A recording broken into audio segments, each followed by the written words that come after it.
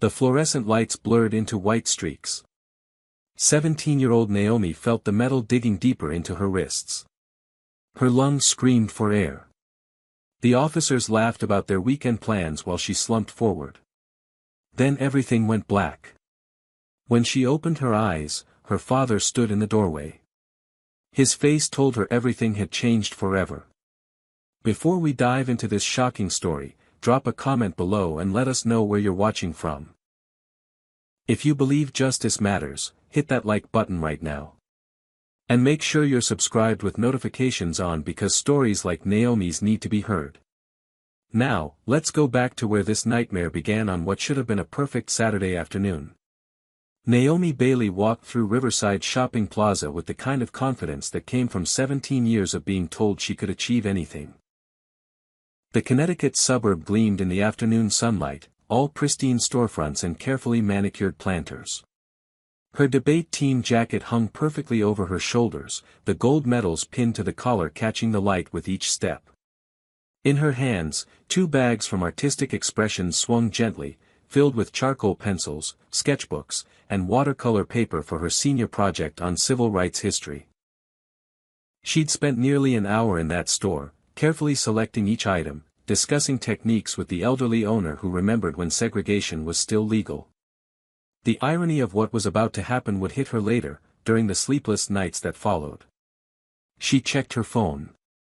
14 minutes until she was supposed to meet Dakota at the bookstore on the plaza's north end. They'd been best friends since 3rd grade, when Dakota had punched a boy who'd called Naomi a racial slur on the playground. Now they were planning their college applications together, dreaming about roommate assignments and campus visits.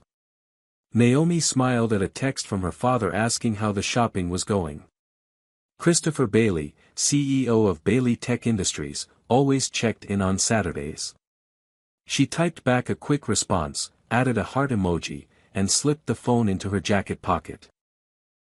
Her fingers brushed against the acceptance letter from the National Honor Society she'd been carrying around all week, too proud to leave it at home.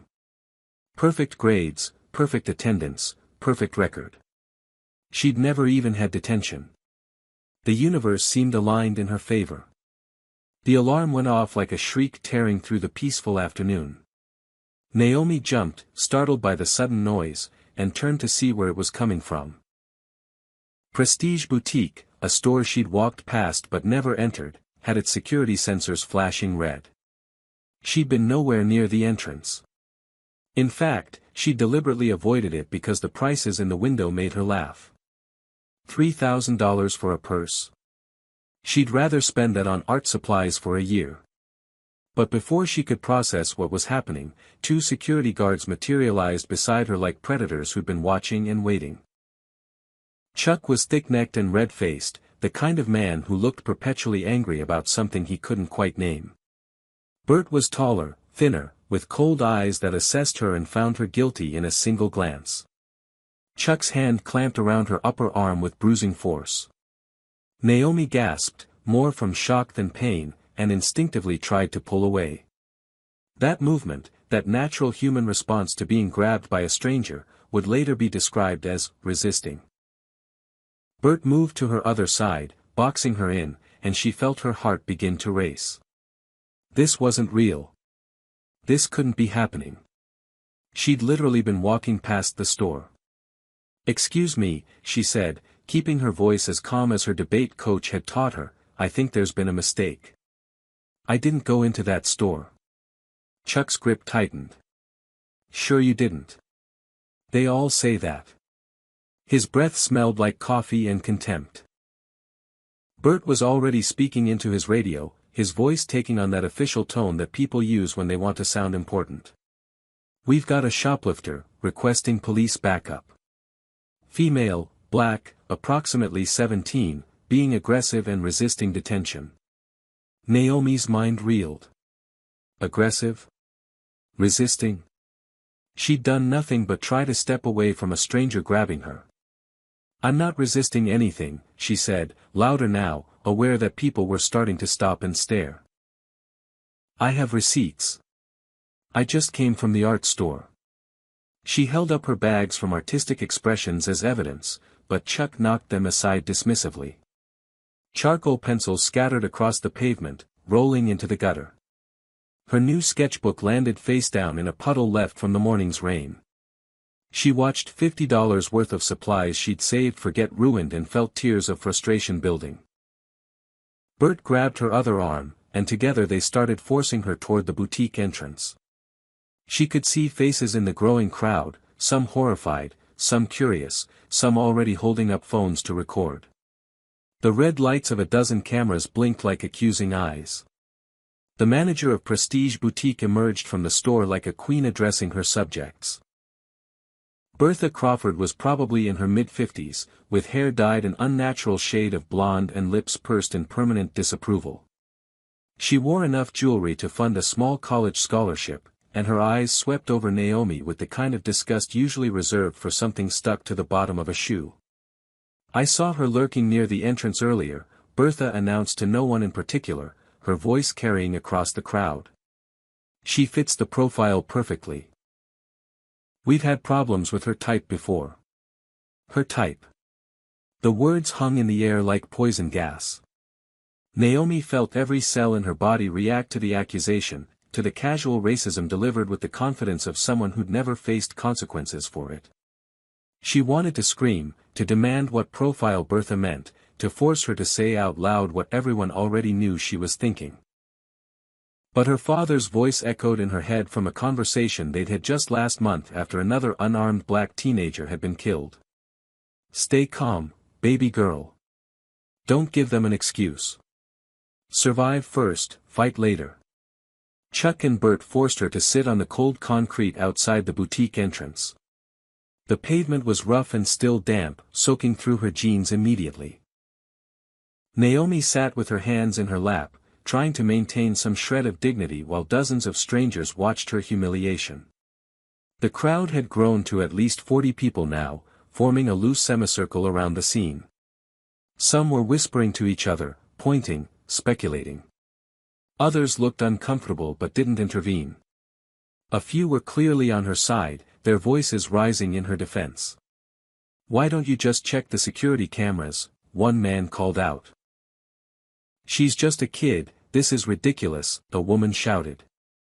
But Chuck and Bert stood like sentinels on either side of Naomi, ignoring the comments, waiting for the police to arrive and validate their actions. Naomi reached for her phone with shaking hands. She needed to call her father, needed to get help before this spiraled further out of control. But before she could unlock the screen, Chuck snatched it from her grip. "You'll get it back when we're done with you," he said, shoving the phone into his pocket. "Can't have you calling your friends to come help you." The casual theft of her property, the easy assumption that she was guilty of something, the complete disregard for her rights, it all crashed over Naomi like a wave. She felt herself starting to fracture, felt the perfect armor of her perfect life beginning to crack. Every warning her parents had ever given her about being a young black person in America suddenly made horrible sense. She'd thought that her grades, her achievements, her debate medals would protect her. She'd thought that being a good kid meant something. But sitting on that cold concrete with strangers' eyes boring into her, she understood with devastating clarity that none of it mattered. Not her honor roll status, not her college applications, not her dreams of Juilliard. All they saw was her skin, and they'd already decided what that meant. The patrol cars arrived with sirens blaring, as if responding to an armed robbery instead of a disputed shoplifting claim. 2 vehicles screeched into the parking lot, doors flying open before they'd fully stopped. Officers Rick Donovan and Dale Peterson emerged with the kind of aggressive energy that suggested they'd been hoping for excitement today. Both were white men in their 40s, with the weathered faces of people who'd spent decades believing their authority was absolute. Rick was stockier, with a crew cut gone slightly gray and eyes that seemed to be permanently narrowed in suspicion. Dale was taller, with a thin mustache that he probably thought made him look distinguished but actually made him look like a villain from an old western. They approached with hands resting casually on their belts, close to their weapons, and Naomi felt her mouth go dry. Chuck and Bert immediately began talking over each other, painting a picture that bore no resemblance to reality. She tried to run when we confronted her. Chuck lied smoothly, as if he'd done this 100 times before. Got violent, started swinging her bags at us. Bert nodded enthusiastically. Had to physically restrain her for our own safety. She's been combative this whole time. Naomi's jaw dropped. She'd done nothing remotely violent. She'd barely moved except when they'd grabbed her. But the officers accepted every word without question, without even glancing at her for confirmation. Rick pulled out a notepad and started writing down their statements as gospel truth. Dale turned his attention to Naomi, looking her up and down with barely concealed contempt. In that moment, she realized that nothing she said would matter. They'd already decided she was guilty. Rick crouched down in front of her, invading her space in a way that felt deliberately intimidating. "Where'd you hide the purse?" His voice was flat, bored almost, as if her answer was just a formality before the inevitable arrest. Naomi took a deep breath, channeling every ounce of composure she possessed. "Officer, I never went into that store. I was walking past when the alarm went off. I have receipts from the art store where I actually was shopping." She gestured toward her scattered supplies, still lying where Chuck had knocked them. "I have identification, I have witnesses, and if you just check the security cameras, you'll see I'm telling the truth." It was a reasonable request, calmly delivered, with evidence to support her claims. It should have been enough. Dale cut her off with a dismissive wave. "We've heard every excuse in the book. They all claim innocence." He crossed his arms, looking down at her like she was something he'd scraped off his shoe. "Where'd you get the money for all these expensive art supplies anyway? These pencils don't look cheap." The implication hung heavy in the air. He was suggesting she'd stolen those too, that a black teenager couldn't possibly have legitimate money for nice things. Naomi felt anger flare in her chest but tamped it down. Getting angry would only confirm their prejudices. "My father gave me money for my school project," she explained, keeping her voice level. "I'm a senior working on a presentation about civil rights history. The art store owner can verify I was there for over an hour." Rick looked up from his notepad with a smirk. "Your father, huh? And what does your father do?" There was mockery in his tone, an assumption already forming. "He's the CEO of Bailey Tech Industries," Naomi said quietly. For a moment, she thought maybe this would change things. Maybe they'd realize they'd made a mistake, that she wasn't whoever they'd assumed she was. Instead, Rick threw his head back and laughed, a cruel sound that made several people in the crowd shift uncomfortably. "Sure he is. And I'm the President of the United States." Dale joined in, chuckling like they were sharing a private joke. "They always claim to have rich parents. Last week we had a kid saying his mom was Oprah." The officers were actually laughing at her, treating her trauma like entertainment, and Naomi felt something inside her begin to break. Bystanders were trying to help, God bless them. Several people pushed forward with their phones, trying to show the officers their recordings.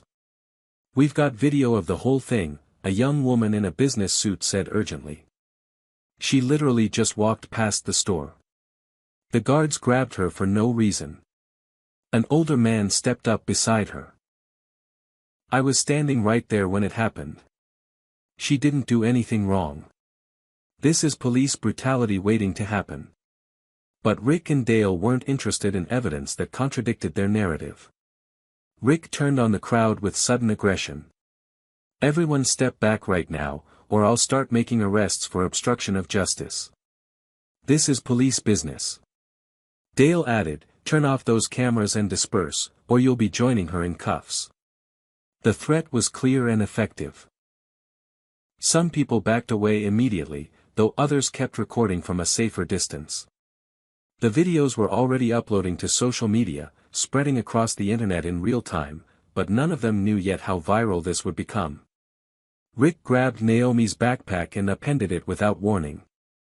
The contents spilled across the concrete in a humiliating display of her personal life. Textbooks thudded down, pages fluttering. Folders of homework scattered, months of work trampled under feet. Her AP History essay on the Civil Rights Movement landed in the same puddle that had claimed her sketchbook, ink bleeding across carefully researched paragraphs about Rosa Parks and the Montgomery bus boycott. Her debate team medals clinked as they hit the ground, gold and silver catching the light. Rick picked one up, examined it with exaggerated interest, then tossed it aside carelessly. Probably stolen these too. They love to steal shiny things. The casual racism was breathtaking in its openness, and Naomi felt tears threatening for the first time. Not tears of sadness, but tears of pure rage at the injustice of it all. Dale was pawing through her belongings like a raccoon in garbage, holding up tampons and pencils and notebooks with equal suspicion. He found her acceptance letter from the National Honor Society, read it briefly, then laughed. "Look at this, Rick. Says here she's an honor student." Rick didn't even glance at it.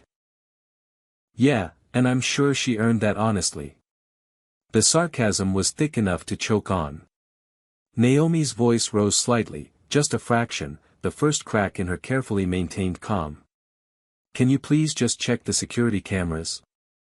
Or call the art store? Or talk to any of these witnesses? I haven't done anything wrong." It was a plea now, not a statement, and she hated the desperation creeping into her tone. That slight elevation in her voice was all they needed. Dale's hand moved to his weapon, fingers resting on the grip in a gesture that was pure intimidation. The crowd gasped collectively, several people shouting warnings. Naomi froze completely, hands rising slowly in a gesture of surrender she'd seen on too many news broadcasts about people who hadn't survived these encounters. Her heart hammered so hard she could feel it in her throat, taste it like copper on her tongue. This was how it happened. This was how innocent people ended up dead in parking lots, their lives reduced to hashtags and candlelight vigils. She was 17 years old with straight A's and college applications pending, and she might not see 18 because she'd had the audacity to walk past a store while black. Rick made a show of conferring with Dale, though Naomi could hear every word of their staged conversation. "She's becoming aggressive. Better take her in until we sort this out." Dale nodded gravely, as if this was a reluctant but necessary decision rather than a predetermined outcome. "Agreed. Can't have her out here causing problems." Naomi's voice shook as she tried one more time. "I just want to call my father. That's my right. I'm a minor, you have to let me contact my parents." Rick pulled out handcuffs, the metal gleaming in the afternoon sun. "You can call from the station. Right now, you're under arrest for theft and resisting arrest." The second charge was absurd, since she'd done nothing but sit exactly where they'd told her to sit, but absurdity didn't matter anymore. Nothing mattered except the cold certainty that this situation was spiraling into nightmare territory. Rick grabbed Naomi's arms and yanked them behind her back with such force that she heard something pop in her shoulder. Pain exploded through her joint, white-hot and nauseating. She cried out involuntarily, a sound of pure agony that made several people in the crowd shout in protest. Rick either didn't notice or didn't care. He pulled her arms higher, forcing her shoulder into an unnatural angle that sent fresh waves of pain radiating down her spine. Dale moved in to help, and together they manipulated her wrists into position for the handcuffs. When the metal closed around her skin, Naomi felt the immediate bite of steel, too tight, cutting off circulation before the cuffs even clicked into place. "These are too tight," she gasped, her voice strained with pain. "Please, they're cutting into my skin." Rick's face appeared beside her ear, his voice low and cruel. "They're supposed to be uncomfortable. Maybe next time you'll think twice before stealing." He ratcheted the cuffs one notch tighter, and Naomi felt something warm and wet on her wrists. Blood. The metal had broken skin, and now it was grinding into the open wounds with every tiny movement. She tried to stay perfectly still, tried to minimize the damage, but her shoulder was still screaming from being dislocated. There was no comfortable position, no way to hold her body that didn't result in excruciating pain somewhere. Her hands were already starting to tingle, that pins and needles sensation that meant circulation was being cut off.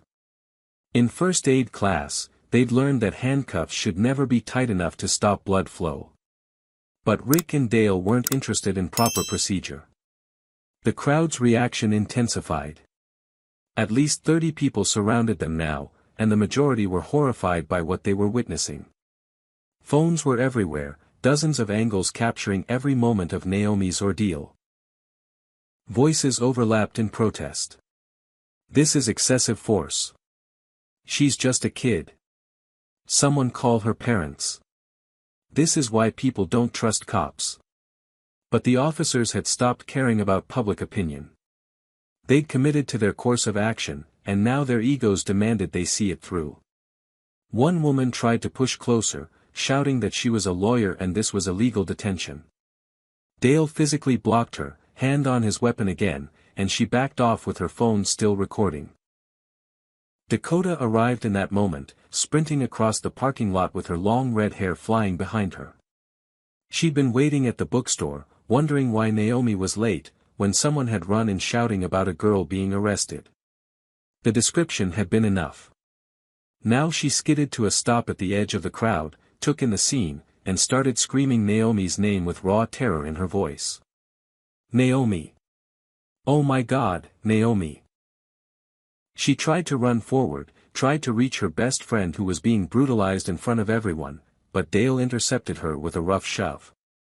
Stay back or you're next, he snarled. Dakota stumbled but didn't retreat.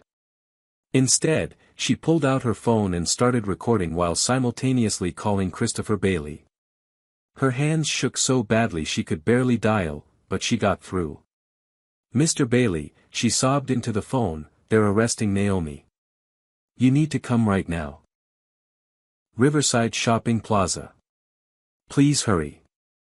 Rick grabbed Naomi by the back of her collar and pulled her to her feet. Or tried to.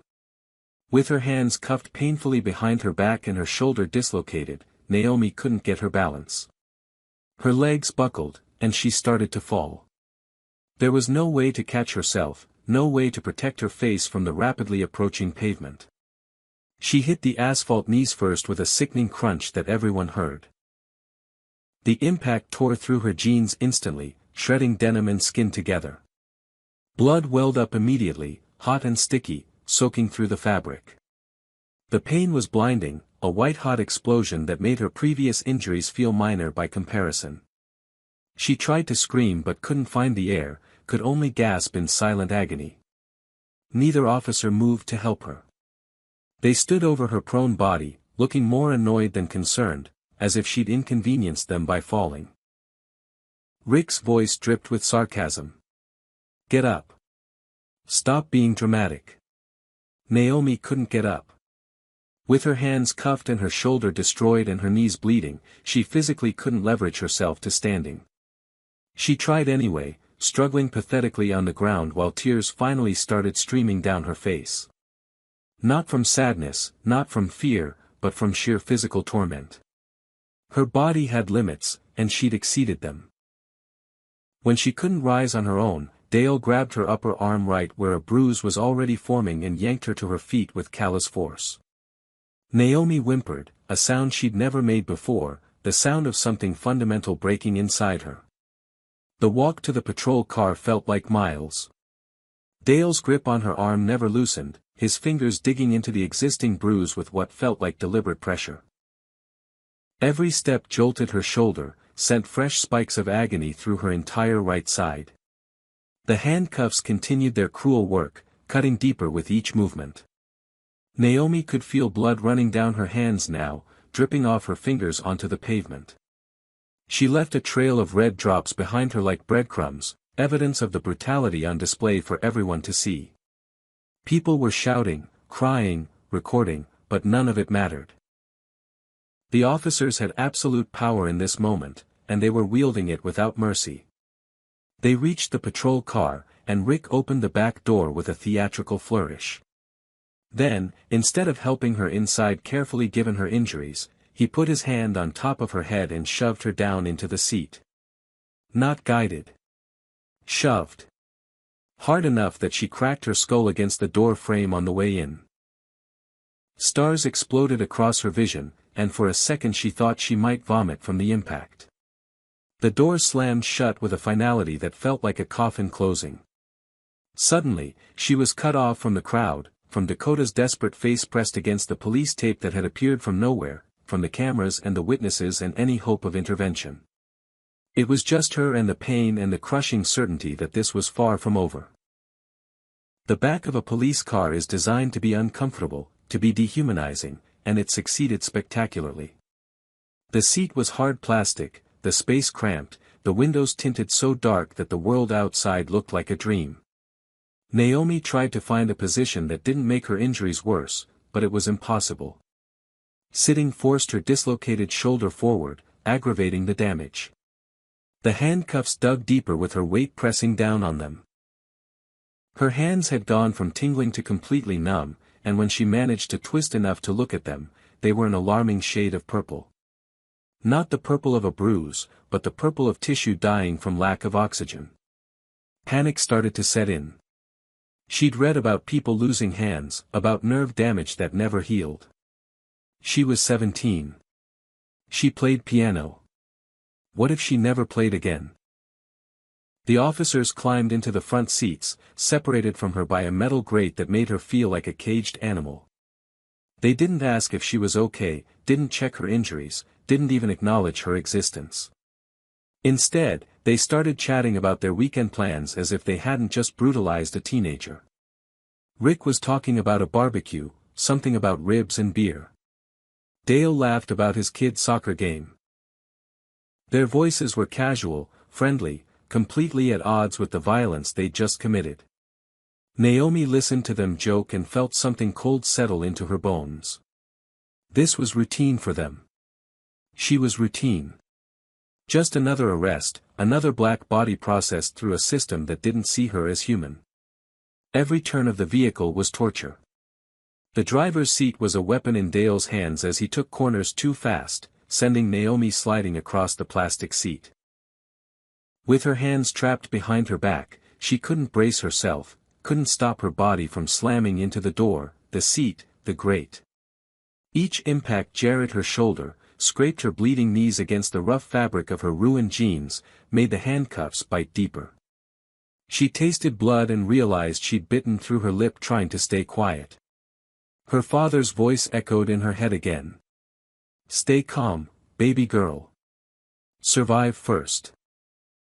So she focused on breathing, on counting the seconds, on holding herself together long enough to get through whatever came next. The police station materialized outside the window like something from a nightmare. It was an older building, all institutional gray concrete and narrow windows that looked like slits. They parked in the back, away from any public areas, away from cameras that might capture what happened next. Rick opened her door and grabbed her arm without warning, pulling her out of the car with no regard for her inability to balance. Naomi stumbled again, her knees nearly buckling, and pain shot through her legs like lightning. Dale appeared on her other side, and together they frog-marched her toward a metal door marked "Authorized Personnel Only." Her legs were shaking so badly she could barely walk. Everything hurt. Her shoulder, her wrists, her knees, her head where she'd hit the door frame. But more than the physical pain was the growing terror of what awaited her inside that gray building. The interrogation room was exactly like the ones Naomi had seen in crime dramas, except colder and more oppressive than television could convey. It was a small, windowless box, maybe 8 feet by 10 feet, with walls painted a color that might have once been white but had faded to a sickly yellow. A metal table was bolted to the floor in the center, its surface scratched and stained with substances Naomi didn't want to identify. A single metal chair sat on one side, also bolted down, with a ring welded to the back specifically designed for securing handcuffs. The mirror on the far wall was obviously one-way glass, which meant people were watching her from the other side. The fluorescent light overhead buzzed like an angry insect, casting everything in a harsh glare that made shadows seem darker by contrast. The temperature felt like it was barely 60 degrees, cold enough that Naomi's breath would have fogged if the air weren't so dry. Rick pushed her toward the chair, and when she sat, he didn't remove the handcuffs. Instead, he threaded them through the metal ring, effectively locking her in place.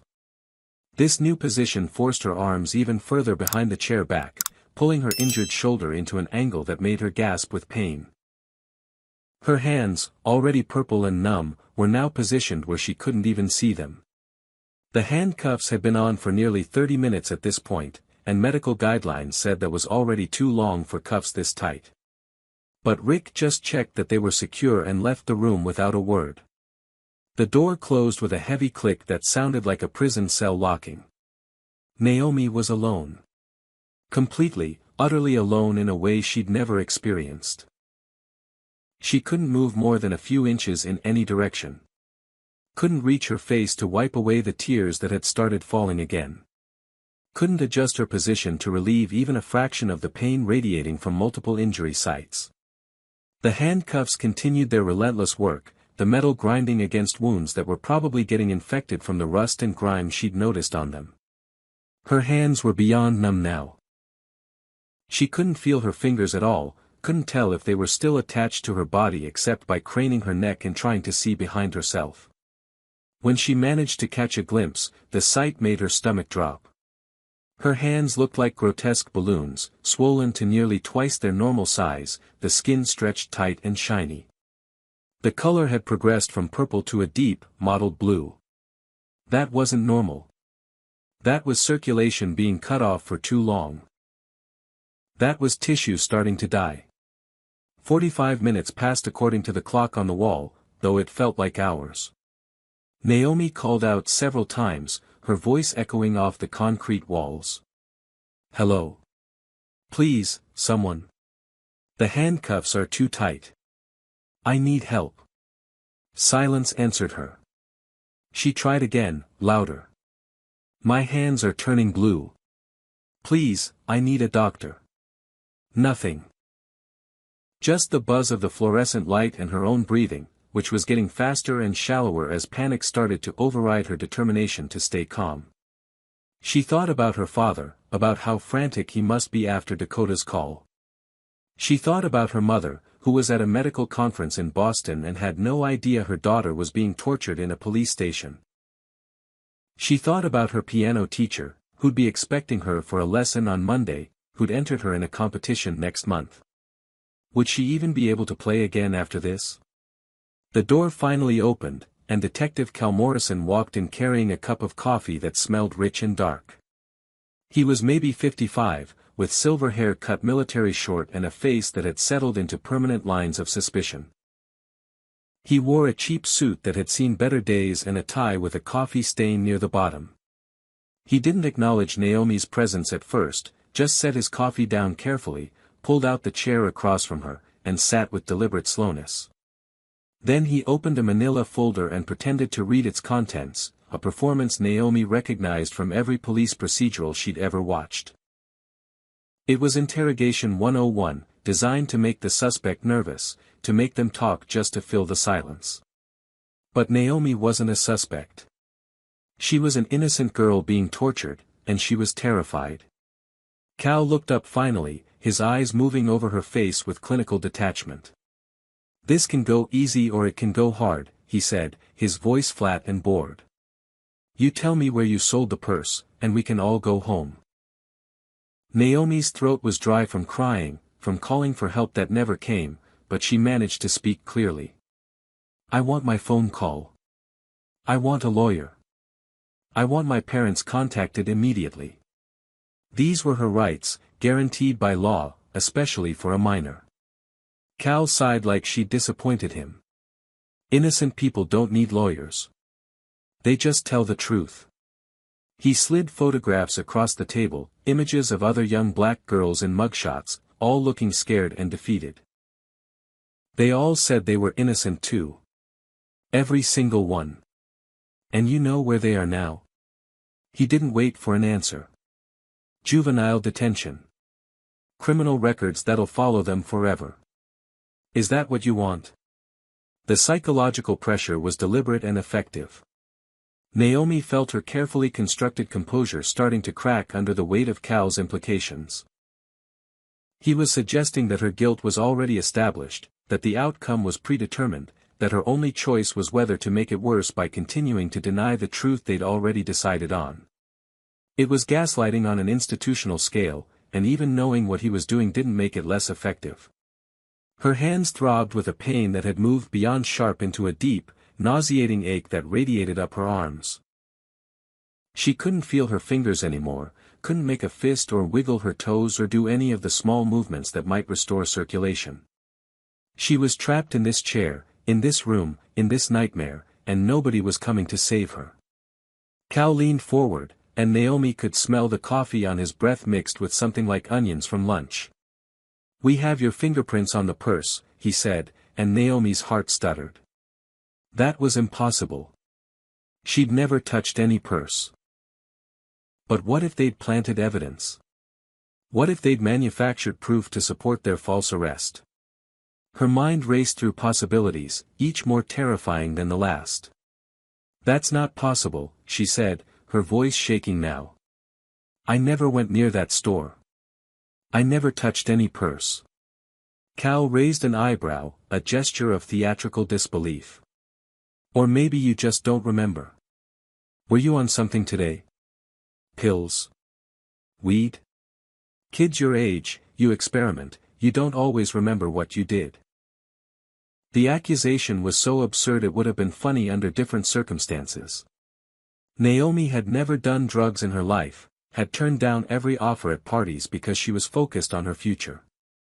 But now this detective was suggesting she was some kind of addict who blacked out and committed crimes she couldn't recall. "I'm a straight-A student." The words burst out of her, sharp with desperation. "Check my records. Call my school. I've never been in trouble, never even had detention." Cal's expression didn't change.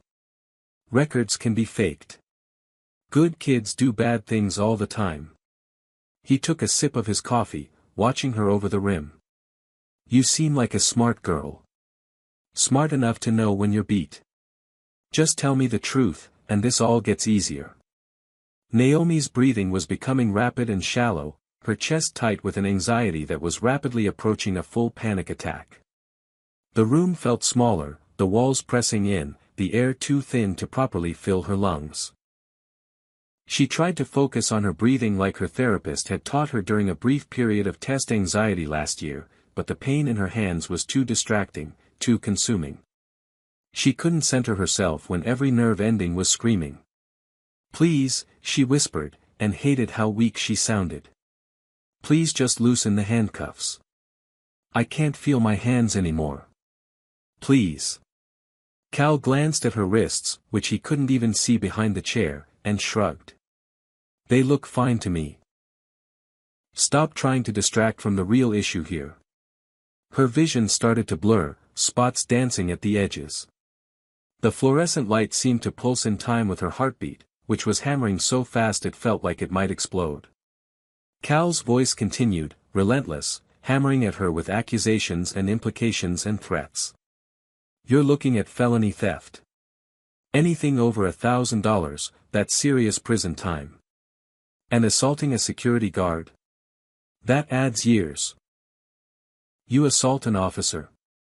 That's a whole different level." He painted a picture of her future in vivid, terrifying detail. Juvenile detention filled with girls who would eat someone like her alive. A criminal record that would destroy her college applications, her scholarship opportunities, her dreams of Juilliard. "Your piano career?" Cal's voice dripped with false sympathy. "Over before it started. No prestigious music school accepts convicted felons." Each word was a hammer blow to everything Naomi had worked for, everything she'd dreamed about. She thought about the Juilliard recruiter who'd come to her last recital, who told her she had real potential for their program. She thought about the acceptance letter from the National Honor Society, probably still lying in that puddle in the parking lot. She thought about her father's face when she told him she wanted to be a concert pianist, and how he'd immediately hired the best teacher in the state. All of it, everything, crumbling to dust because 2 racist security guards and 3 corrupt cops had decided she was guilty of a crime that never happened. The room tilted suddenly, gravity shifting in a way that made no sense. Naomi's ears started ringing, a high-pitched whine that drowned out Cal's voice even though she could see his mouth still moving.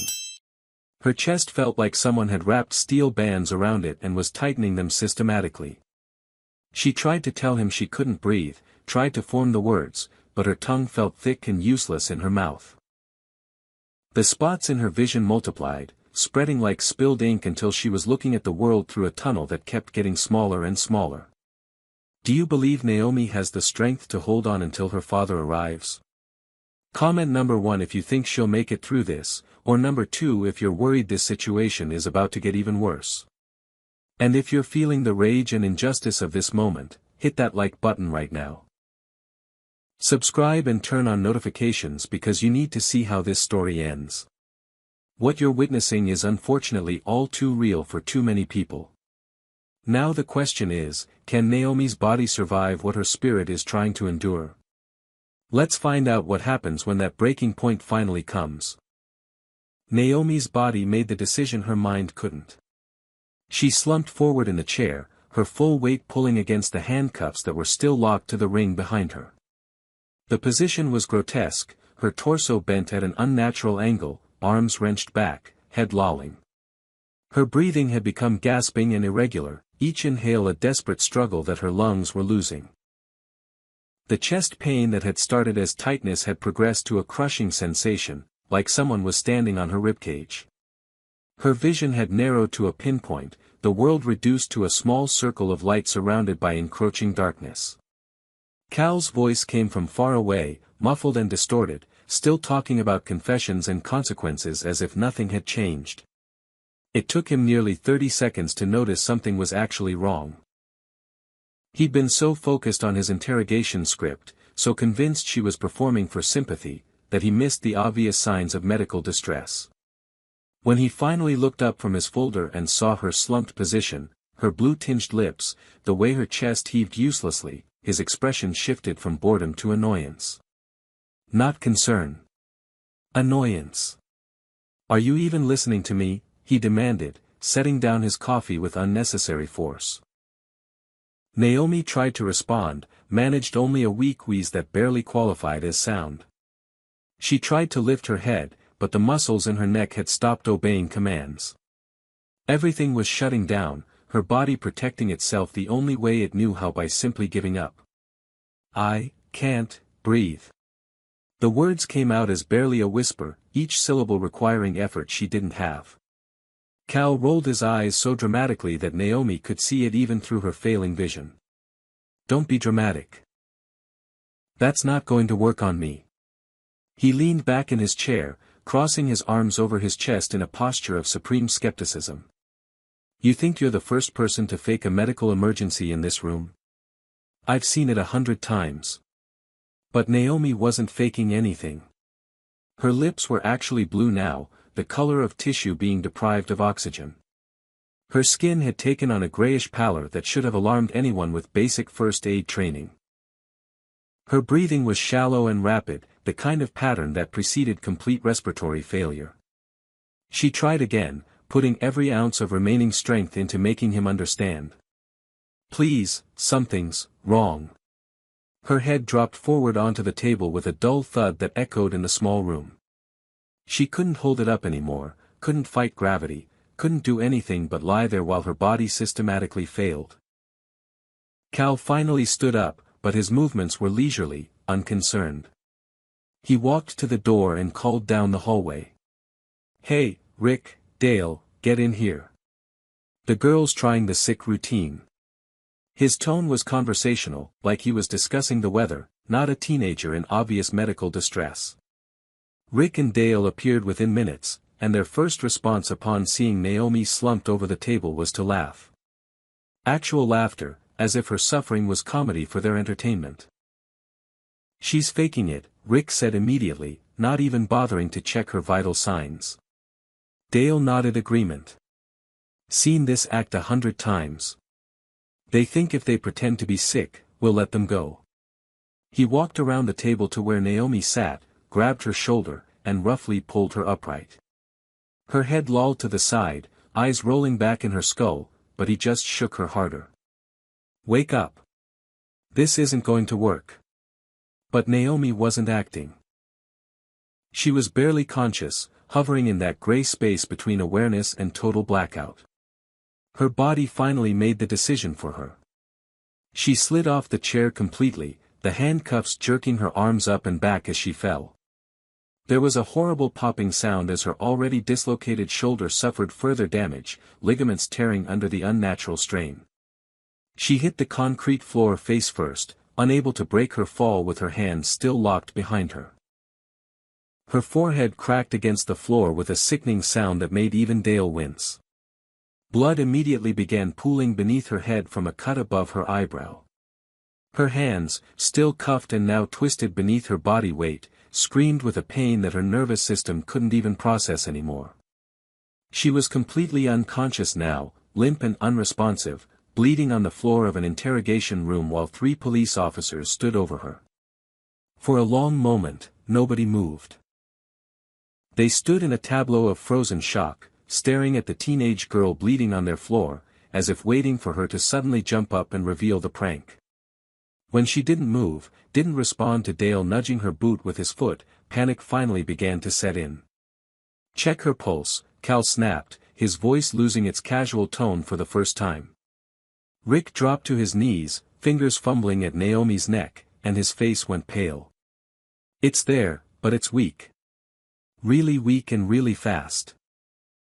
The 3 men exchanged looks of growing horror as the reality of what they'd done started to sink in.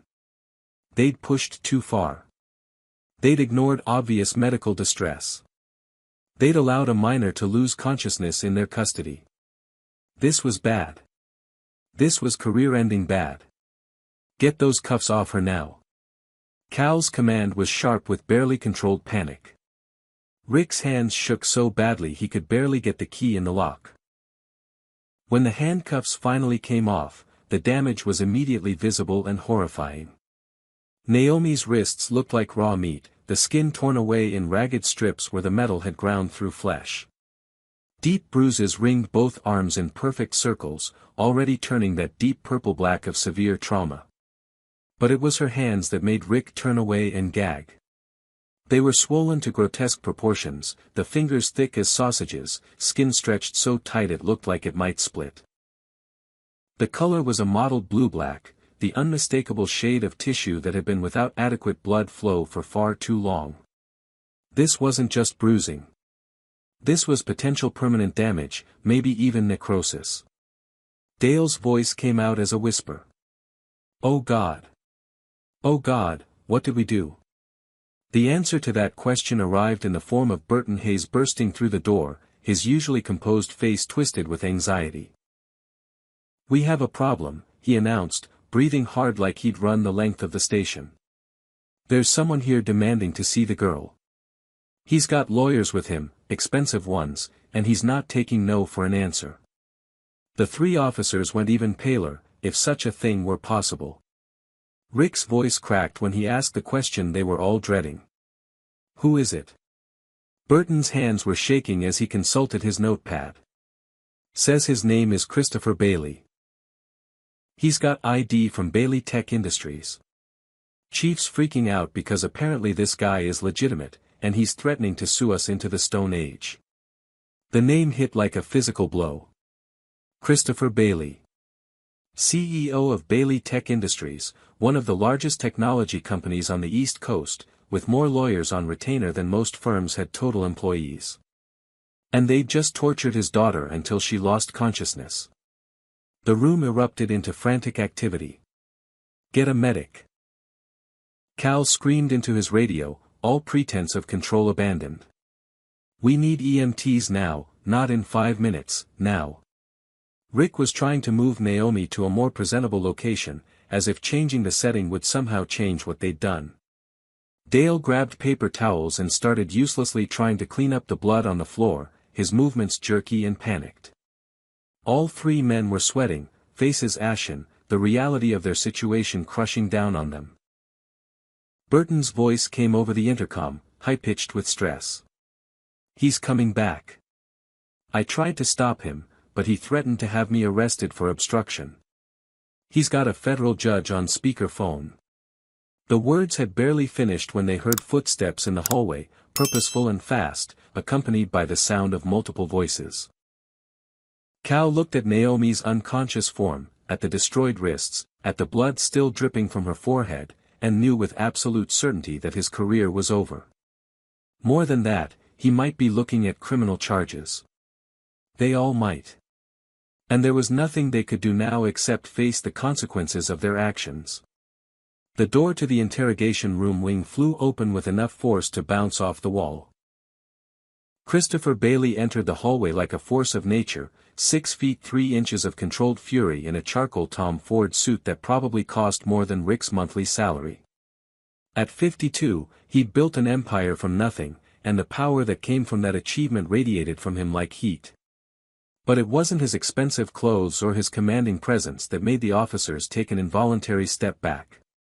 It was his eyes. Dark brown eyes that had assessed billion-dollar deals and ruthless competitors, now focused with laser intensity on finding his daughter. 2 lawyers flanked him, equally well-dressed, equally determined. Graham Monroe was a senior partner at the state's most prestigious law firm, silver-haired and sharp-eyed, already recording everything on his phone. Stella Hendricks was younger but no less formidable, a civil rights attorney with a reputation for destroying corrupt police departments. Rick and Dale tried to block the hallway, a pathetic attempt at damage control. "Sir, you can't be back here, this is a restricted area." Christopher didn't slow down, didn't even acknowledge they'd spoken. His voice, when it came, was quiet but cut through their protests like a blade. "Move. Now." It wasn't a request. It was a command from someone accustomed to absolute obedience, delivered with the kind of authority that made grown men reconsider their life choices. The officers moved. They didn't want to, their training screamed at them to maintain control of the situation, but something in Christopher's demeanor made it clear that standing in his way would be the worst decision they ever made.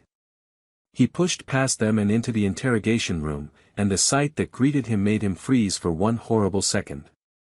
Naomi was crumpled on the floor like a broken doll, blood pooling beneath her head, hands swollen beyond recognition. Her face was gray, lips blue, chest barely moving with shallow breaths.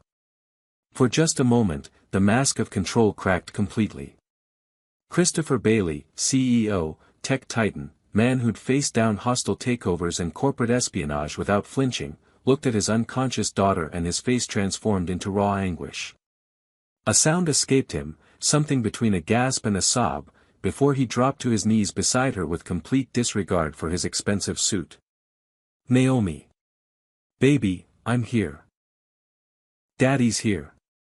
His hands hovered over her, wanting to touch, to comfort, to somehow fix this, but afraid of causing more damage. He settled for gently touching her face, checking the pulse in her neck with fingers that trembled despite his best efforts. Her skin was cold, clammy, the pulse thready and too fast. He took in the destroyed wrists, the bruises forming on her arms, the torn skin on her knees visible through her shredded jeans. Each injury catalogued, each one added to a mental list of grievances that would fuel the legal war he was about to wage. When he turned to look at the 3 officers standing in the doorway, his eyes were ice. Absolute zero. The kind of cold that burned. "Who did this to my daughter?" The question was asked in a voice barely above a whisper, which somehow made it more terrifying than if he'd shouted. Graham Monroe was already in motion, his phone out, photographing everything. The handcuffs lying on the floor, still stained with Naomi's blood. The position of her body when they'd found her. The interrogation room's camera, which he'd already confirmed was recording. Every angle, every detail, building a case that would be impossible to defend against. Stella Hendricks had her own phone out, recording video, making sure they had redundant documentation. Her voice was crisp and professional as she addressed the officers. "We need the names and badge numbers of everyone who had contact with this minor. We need all security footage from the moment she entered this building.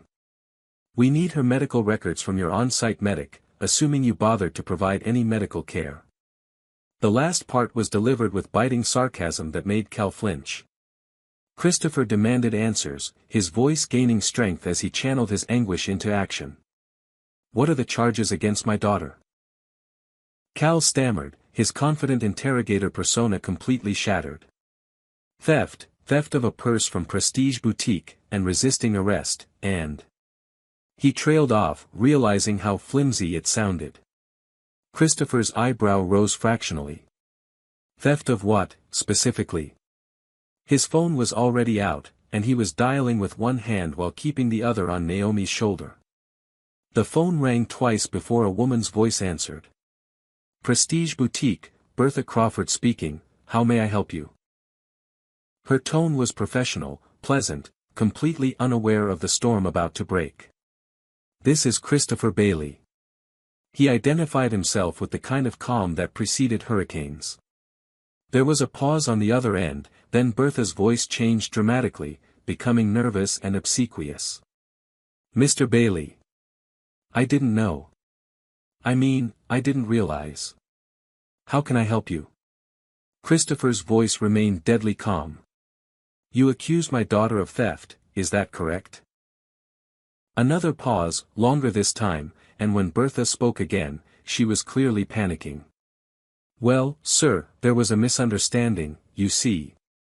Do you have the stolen purse? Christopher cut through her excuses like they were tissue paper. A very long pause followed, and everyone in the room could hear the defeat in Bertha's voice when she finally answered. Actually, we found it in our back storage area. It never left the store. So there was no theft at all. It appears that way, but if you'll let me explain. Christopher ended the call and turned back to the officers, his expression glacial. There was no crime. You arrested an innocent 17-year-old girl for a crime that never happened. The EMTs arrived at that moment, pushing through the crowded hallway with their equipment. They took one look at Naomi and immediately went into emergency mode, checking vitals, starting in 4, preparing her for transport. Christopher followed every movement, his hand never leaving his daughter's shoulder, maintaining that physical connection. When they loaded her onto the stretcher, he walked beside it, but not before turning back to the officers one final time. His voice was quiet, almost conversational, which made it all the more devastating. You handcuffed an innocent 17-year-old girl. You ignored her pleas for help. You denied her medical care. You refused her right to a phone call. She is an honor student with a perfect record who has never had so much as a detention. Each sentence landed like a physical blow, and the officers physically recoiled. And you tortured her until she lost consciousness because you saw a black girl and assumed criminal. Graham stepped forward, his voice carrying the weight of 30 years practicing law. We're filing federal civil rights violations against each of you personally and against this department. Excessive force, false imprisonment, child endangerment, deliberate indifference to medical needs, denial of counsel. Stella added, we have 37 witnesses with video evidence from the shopping plaza. We have this station's own security footage. We have her injuries documented by medical professionals. Your defense is going to be very difficult. The word difficult was delivered with such dry sarcasm that it was clear she meant impossible. Christopher's final promise was delivered from the doorway as EMTs wheeled Naomi toward the ambulance. He stopped, looked back at each officer individually, making sure they understood the full weight of what was coming. My daughter plays piano. She was being recruited by Juilliard. She has perfect pitch and has won every competition she's entered since she was 7 years old. Look at her hands. They did, and what they saw made them sick. That damage might be permanent. You might have just destroyed a musical prodigy's career before it even started. I will make sure everyone knows what happened here. I will make sure you never forget the name Naomi Bailey. And I will make sure that what you did to her today defines the rest of your lives. The station captain had arrived during this speech, Floyd Warner looking absolutely horrified as he took in the scene. His face was gray as he assessed the unconscious teenager, the blood, the destroyed wrists, the three officers who looked like they wanted to disappear. Burton was whispering urgent updates about the videos already going viral online. Millions of views, Captain. The hashtag is already trending. News crews are setting up outside. Warner's voice was hoarse when he finally spoke. All three of you are suspended effective immediately. Don't talk to anyone, don't leave town, and get a lawyer. It was too little, too late, but it was all he could offer in the face of catastrophe. The emergency room at Hartford Medical Center erupted into controlled chaos when the ambulance arrived. Naomi was rushed into Trauma Bay 3, surrounded by doctors and nurses who moved with practiced efficiency. Christopher tried to follow, but a kind-faced nurse with silver hair stopped him gently. "Sir, you need to let them work. I promise they'll take excellent care of her." He found himself in the hallway, pacing like a caged animal while Graham and Stella made phone calls to every media outlet they could think of. His hands shook as he tried to call his wife, tried to find words to explain that their perfect daughter was broken because of racism and cruelty and a system that valued power over justice. Dr. Emma Fitzgerald emerged after 30 minutes that felt like 30 years. She was in her 40s, with kind eyes that had seen too much suffering, and she didn't sugarcoat the news. "Mr. Bailey, I'm not going to lie to you. Your daughter has severe nerve damage to both hands. The handcuffs cut off circulation for an extended period, somewhere between 45 minutes and an hour based on the tissue damage. We're doing everything we can, but I can't promise a full recovery." Christopher felt his knees go weak. "What does that mean, exactly?" Emma's expression was compassionate but honest. "It means she may never regain full function in her hands. The nerves are damaged, possibly permanently. We won't know the extent until the swelling goes down and we can run more tests, but you need to prepare for the possibility that this is going to impact her long term." The other injuries were catalogued with clinical precision. Dislocated shoulder that had been further damaged when she fell, requiring surgery to repair torn ligaments. Multiple severe contusions on both arms showing clear handprints where she'd been grabbed. Deep lacerations on both knees from falling on asphalt. Mild concussion from hitting her head on the interrogation room floor. Psychological trauma that would require extensive counseling. Each diagnosis was another nail in the officers' professional coffins, more ammunition for the lawsuit that was being built in real time by Graham and Stella. Christopher's voice broke when he asked the question that terrified him most. "Her piano career?" Dr. Fitzgerald's pause was answer enough, but she said it anyway. "Time will tell. She's young, which works in her favor. But the damage is extensive.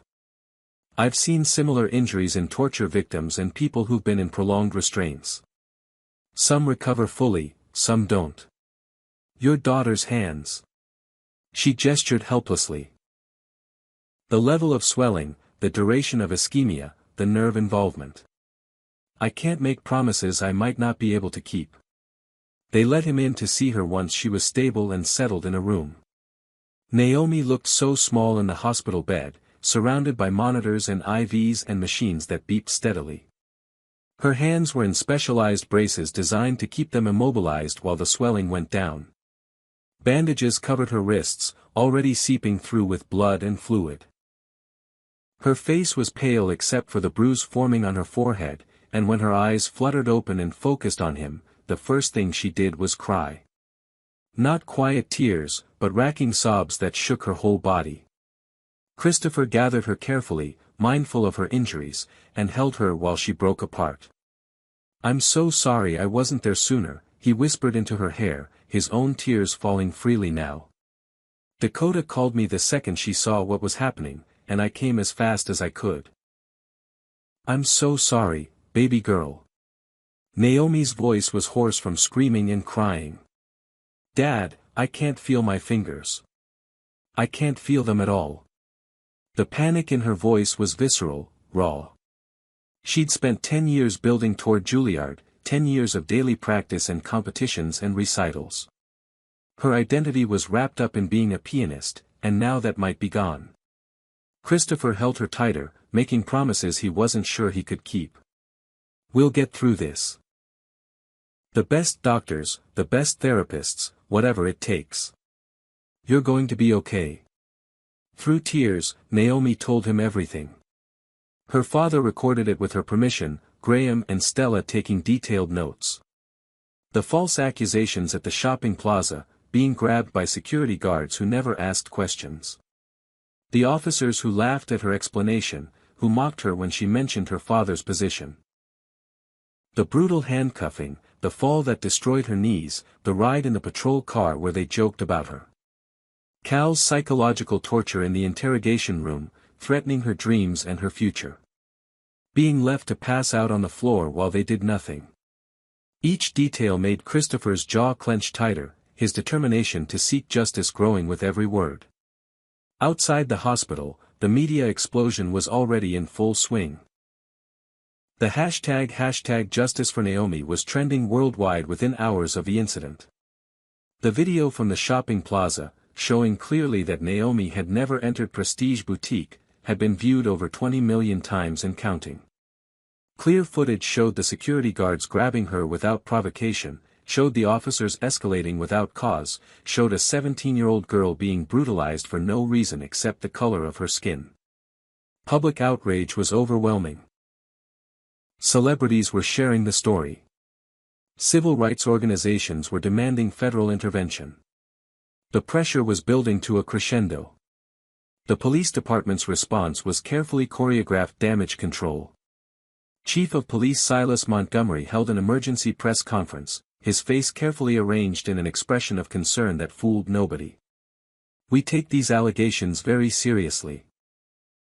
Officers Rick Donovan, Dale Peterson, and Detective Cal Morrison have been placed on administrative leave pending a full internal investigation. "We are cooperating fully with the FBI's Civil Rights Division and the District Attorney's Office." The statement was written by lawyers, every word calculated to minimize liability. But the damage to the department's reputation was catastrophic and irreversible. The community reaction was swift and powerful. By the next morning, peaceful protests had formed outside the police station. Hundreds of people, black and white and every shade between, carrying signs demanding justice. "Her name is Naomi Bailey. Stop police brutality. Black Lives Matter." The protests were orderly but determined, refusing to disperse even when threatened with arrest.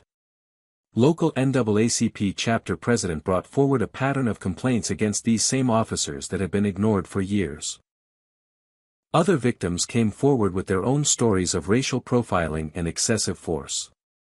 A picture emerged of a department with a culture of racism that was protected and enabled from the top down. Christopher didn't hide from the media. He faced every camera, gave every interview, showed the world what protecting and serving looked like to a police department with no accountability.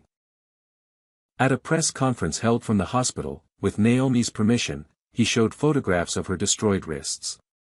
The images were graphic, disturbing, impossible to ignore. "This is my daughter. She is 17 years old. She has never been in trouble. She is an honor student being recruited by Juilliard. And this is what happened to her because 3 police officers saw a black teenager and assumed she was a criminal." He announced the lawsuit right there, $50 million in damages against the city, the department, and the 3 officers individually. Every penny will go to reforming police practices and helping other families who can't afford to fight back.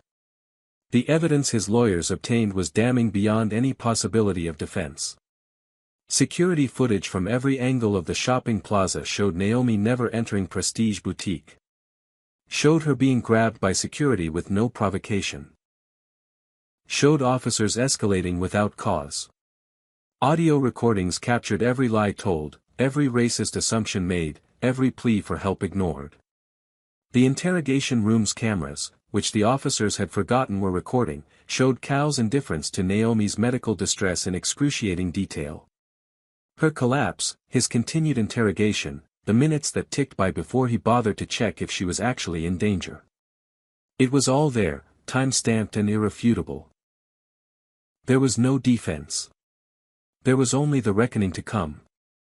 6 months later, the federal courthouse in Hartford was packed beyond capacity. The civil rights trial against officers Rick Donovan, Dale Peterson, Detective Cal Morrison, and the city of Hartford had drawn national attention. Protesters lined the streets outside. News crews from every major network had set up cameras.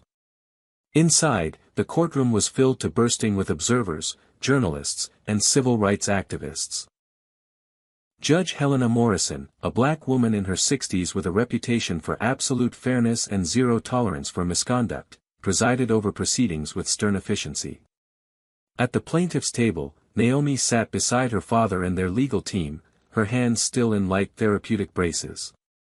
6 months of intensive physical therapy had restored some function, enough to write and type and handle daily tasks. But the piano, the instrument she'd loved since she was 7, was beyond her now. The nerve damage was permanent. Her Juilliard dreams were gone. Graham Monroe opened with a presentation that was methodical and devastating. He played the videos for the jury, the entire sequence from shopping plaza to police station. The 12 jurors, carefully selected to represent a cross-section of Connecticut, watched in stunned silence as Naomi's ordeal unfolded on screens around the courtroom. You could hear people crying in the gallery when the footage showed her collapsing in the interrogation room, when Cal continued his questioning even as she lost consciousness. Graham then presented medical photographs of Naomi's injuries, enlarged on screens so the jury couldn't miss a single detail. Wrists torn to raw meat. Hands swollen grotesquely. Bruises in the perfect shape of handprints. The visual evidence was so overwhelming that several jurors were openly weeping. Expert witnesses painted a clinical picture of the damage. Dr. Fitzgerald testified about the extent of Naomi's injuries, explaining in medical terms what happens when circulation is cut off to extremities for extended periods. The tissue begins to die within 30 minutes. By 45 minutes, you're looking at potential permanent damage. Miss Bailey had handcuffs cutting off her circulation for approximately 55 minutes. It's frankly miraculous she still has both hands. An occupational therapist explained what Naomi had lost. She can write, type, eat, dress herself.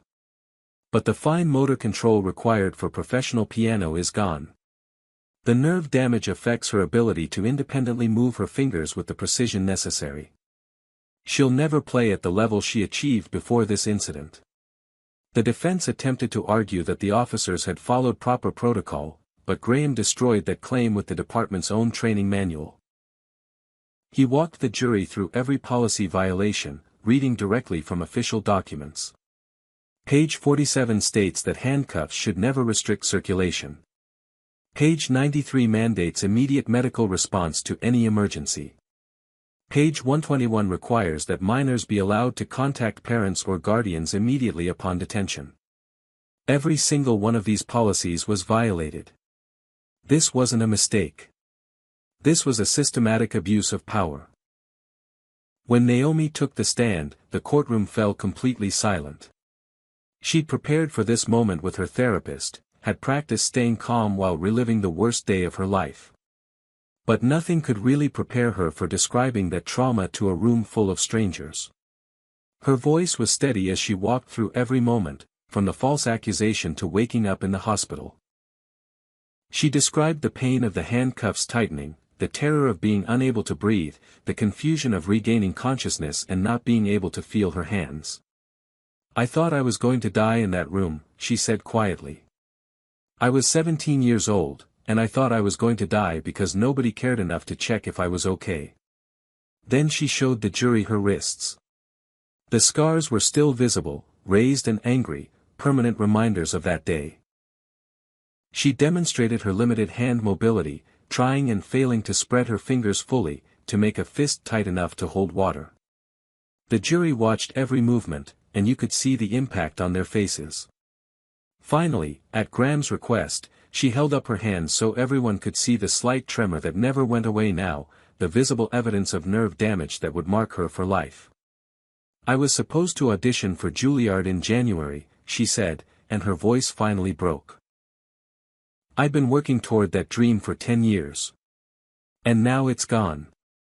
Because 3 men saw a black girl with art supplies and decided I must be a criminal." The character witnesses painted a picture of who Naomi had been before that Saturday in April.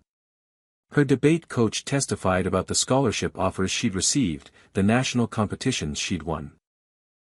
A representative from Juilliard confirmed that Naomi had been on their recruitment list, that she'd been considered a strong candidate for their piano program. Her piano teacher, an elderly woman who taught for 50 years, brought recordings of Naomi's last recital before the incident. When the music filled the courtroom, haunting and beautiful and technically perfect, people wept openly. The teacher then testified that Naomi could no longer play at that level, might never play professionally again. She had a gift, the woman said, tears streaming down her face. A once-in-a-generation talent. And it's been destroyed. The officer's testimony was a masterclass in how not to defend yourself. Rick Donovan took the stand first, clearly coached by his lawyer to express remorse. But when Graham played the video showing him laugh at Naomi's claim that her father was a CEO, showing him tighten the handcuffs when she said they hurt, Rick's coached responses fell apart. "What exactly about this 17-year-old girl with art supplies threatened you?" Graham asked, his voice dripping with contempt. Rick stammered, contradicted himself, finally admitted he'd felt no actual threat. Dale Peterson was worse, his testimony riddled with contradictions that Graham exploited mercilessly. But Cal Morrison was the most damaging to their defense. He showed no remorse whatsoever, maintained he'd done nothing wrong, claimed that Naomi's collapse was an act designed to gain sympathy. The jury's expressions hardened as he spoke, any sympathy they might have had evaporating in the face of his arrogance. Then Graham dropped his bomb. He presented employment records for all 3 officers, records that the department had tried to keep sealed. Rick Donovan had 12 complaints of excessive force filed against him over his 15-year career. Dale Peterson had 8 complaints of racial profiling. Cal Morrison had 15 complaints, including 4 involving minors. Not a single complaint had resulted in discipline beyond a written warning. The pattern was clear and damning. The department knew, Graham said, his voice rising with righteous anger. They knew these men were dangerous. They knew they were racist. They knew they abused their power. And they did nothing. Captain Warner was forced to testify, squirming on the stand as Graham walked him through every ignored complaint. "These investigations you claim to have conducted, can you show us the reports?" Warner produced files so thin they were laughable, investigations, that consisted of asking the accused officer if they did anything wrong and accepting their denial. "So your investigative process was asking the person accused if they were guilty and believing them when they said no?" Graham's tone was scathing. Warner had no good answer. The blue wall of silence was crumbling in real time, exposing a culture of protection and enablement that went to the highest levels. Dr. Quincy Marshall, a renowned criminologist, testified about the systemic nature of the problem. He presented statistics showing that black residents in Hartford were stopped by police at 10 times the rate of white residents. Use of force against black individuals was 5 times higher. The disparities weren't anomalies, they were the system working as designed. "Miss Bailey's case is not isolated," he explained. "It's the natural result of a department culture that views black citizens as inherently suspicious and dangerous. The officers' actions that day weren't aberrations. They were the logical outcome of years of training, implicit and explicit, that taught them to see skin color as probable cause." The city's attempt to distance itself from the officers collapsed when Stella presented training records. The department had received federal grants specifically for bias training, hundreds of thousands of dollars over 5 years. But the money had been misappropriated, the training never happened. City officials had signed false compliance reports, claiming they'd implemented programs that didn't exist. This revelation opened the city up to fraud charges on top of everything else.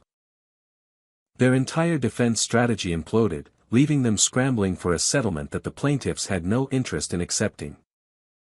The jury deliberated for 3 hours. When they returned, the forewoman was a middle-aged white woman who'd been crying during much of the testimony. Her voice was strong when she read the verdict. In the matter of Bailey versus Donovan, Peterson, Morrison, and the city of Hartford, we find for the plaintiff on all counts. The courtroom erupted in applause despite Judge Morrison's gavel calling for order. The jury found all defendants liable for civil rights violations, excessive force, false imprisonment, and deliberate indifference to medical needs. Then came the damages. $75 million. $50 million in compensatory damages to address the harm done to Naomi's life and future. $25 million in punitive damages designed to punish the defendants and deter future misconduct. It was one of the largest civil rights verdicts in Connecticut history.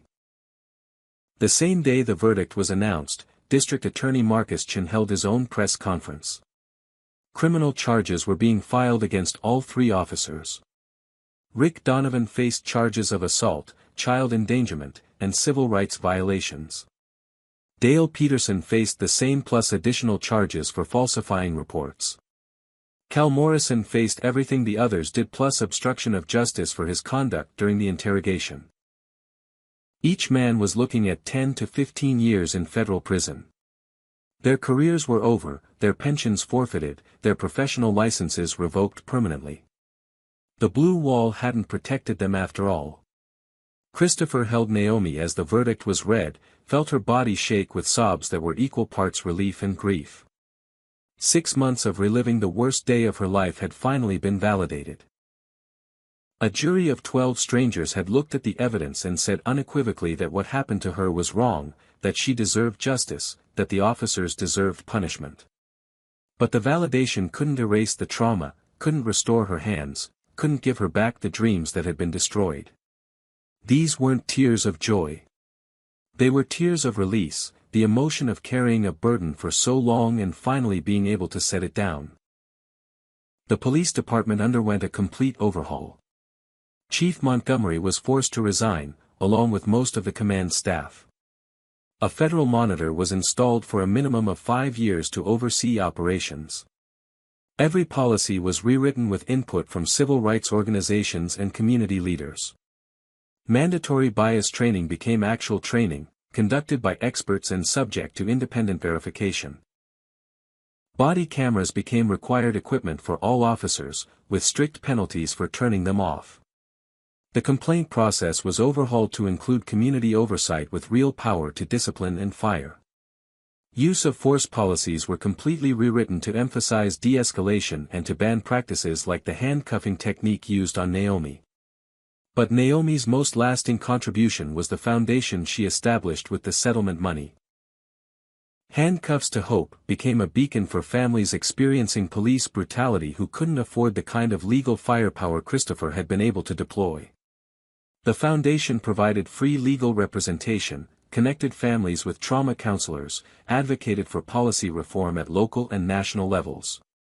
Within its first year, it helped 37 families pursue justice for their loved ones.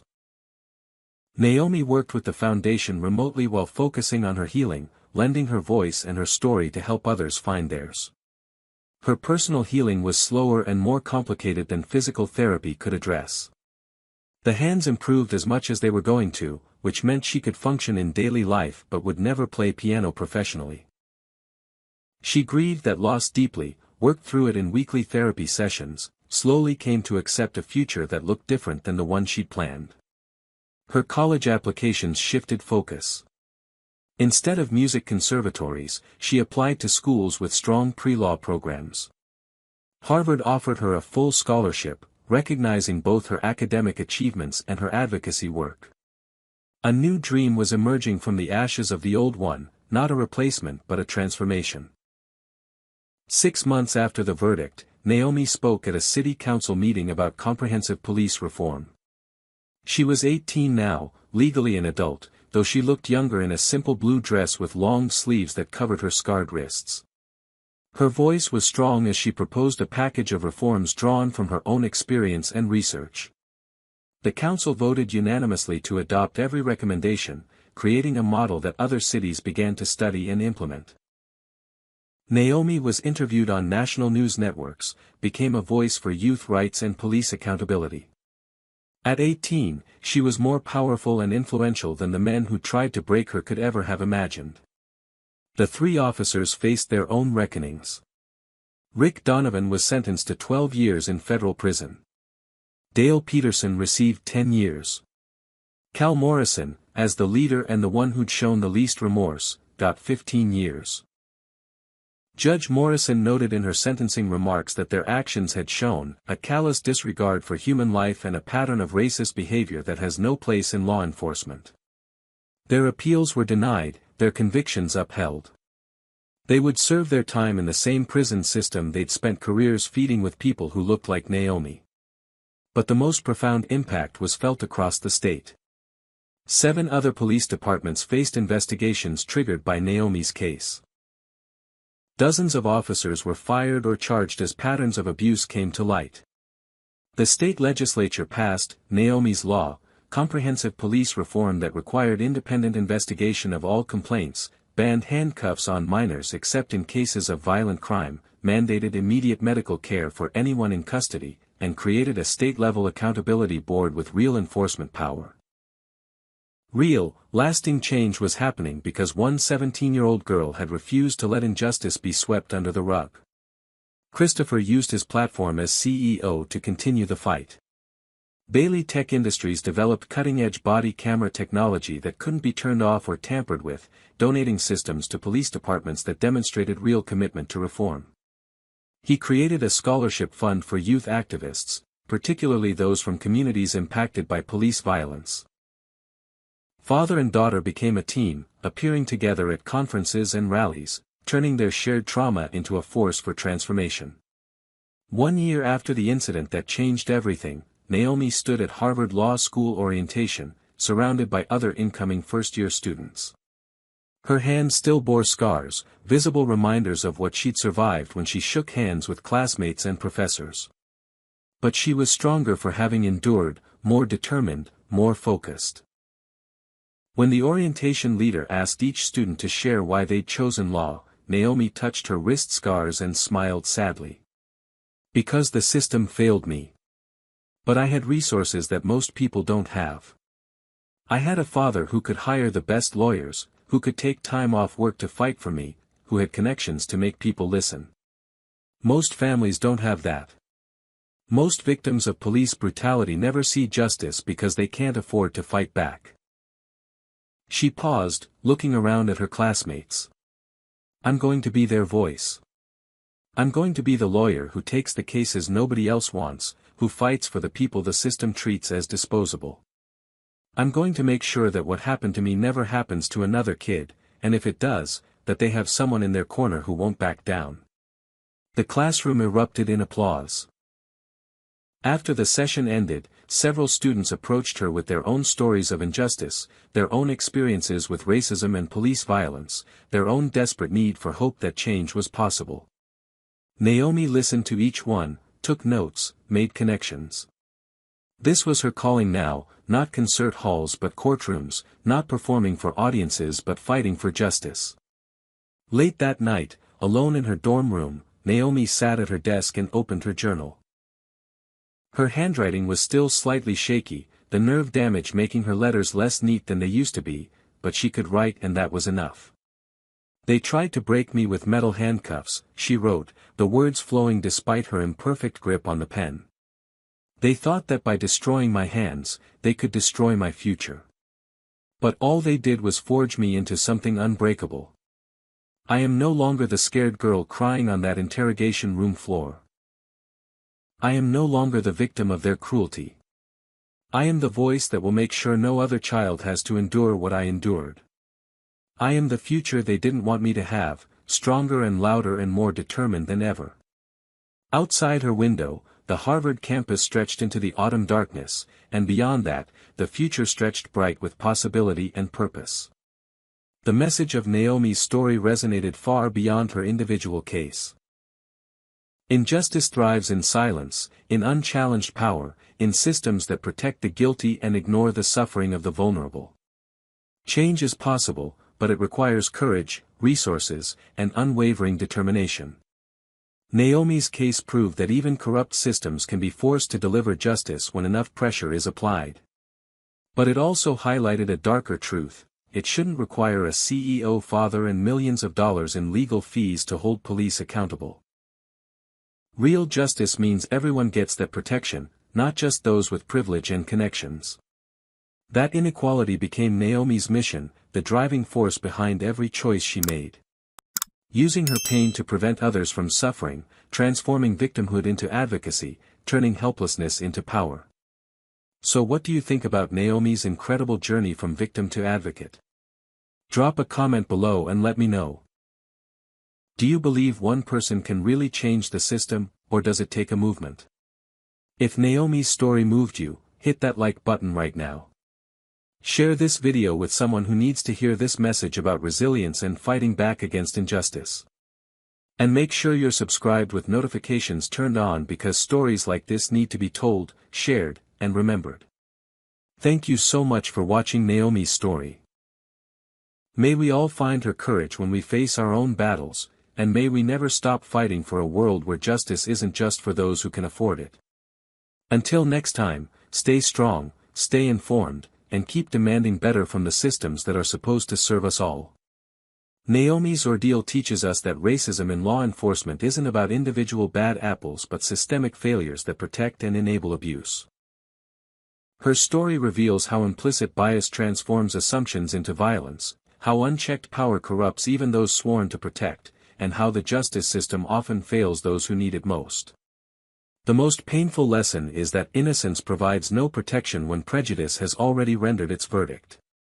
Naomi did everything right, maintained perfect composure, knew her rights, yet still suffered because 3 officers saw her skin color as evidence of criminality. This reflects a broader truth: marginalized communities face a different reality where routine interactions can become life-threatening encounters. However, Naomi's transformation from victim to advocate demonstrates that trauma doesn't have to define us. Her choice to channel suffering into systemic change shows that individual courage can spark collective action. The foundation she built, the laws passed in her name, and the officers held accountable prove that justice, while difficult and expensive to obtain, remains possible when we refuse to accept injustice as inevitable. Her story challenges us to examine our own biases, to speak up when we witness abuse, and to support those fighting for reform. Real change requires sustained pressure, community solidarity, and the courage to confront uncomfortable truths about the systems we've built and continue to maintain. What part of Naomi's story impacted you most? Was it her incredible resilience, her father's fierce love, or the systemic changes she fought to create? Drop a comment below and share your thoughts. Have you or someone you know experienced discrimination or profiling? Your story matters, and this community is here to listen. If Naomi's journey from trauma to triumph inspired you, smash that like button right now. This story needs to reach everyone who believes in justice and accountability. Subscribe and hit the notification bell so you never miss stories about people who refuse to stay silent in the face of injustice. Share this video with your friends, family, and social media, because awareness is the first step toward change. Thank you for spending time with Naomi's powerful story today. May her courage inspire us all to stand up against racism, to demand better from those in power, and to never stop fighting for a world where every person is treated with dignity and respect regardless of the color of their skin. Stay strong, stay informed, and keep believing that change is possible when we work together. Until next time, take care of each other out there.